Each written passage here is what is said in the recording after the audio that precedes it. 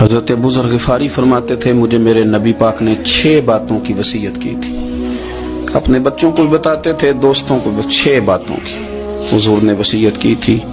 سب سے پہلے حضور نے فرمایا تھا ابو ذر مسکینوں سے محبت کرتے رہنا. دوسرا نبی پاک صلی اللہ علیہ وسلم نے فرمایا تھا جب بھی دیکھنا نیچے والوں کو دیکھنا, اوپر والوں کو نہ دیکھنا. مالداروں جاگیرداروں پہ توجہ نہ کرنا, ذہن خراب ہوگا. نیچے دیکھنا, غریبوں کی طرف توجہ رکھنا. تیسرے نمبر پر نبی پاک صلی اللہ علیہ وسلم نے فرمایا تھا ہر حال میں حق بات کہنا اگرچہ وہ کڑوی ہو. چوتھے نمبر پہ میرے محبوب نے فرمایا تھا اللہ کے معاملے میں کسی کی پرواہ نہ کرنا.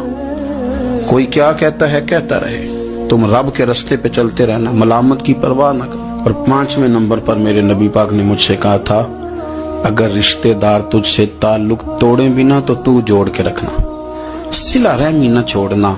اور 6 نمبر پر حضور نے فرمایا تھا اللہ کے عرش کے خزانوں میں سے خزانہ ہے لا حول ولا قوت الا باللہ العلی العظیم. حضور نے فرمایا اسے پڑھتے رہنا, اسے کبھی نہ چھوڑنا. اے اللہ ان نیک اور پاک لوگوں کا صدقہ ہمارے دلوں کو تقویٰ عطا فرما.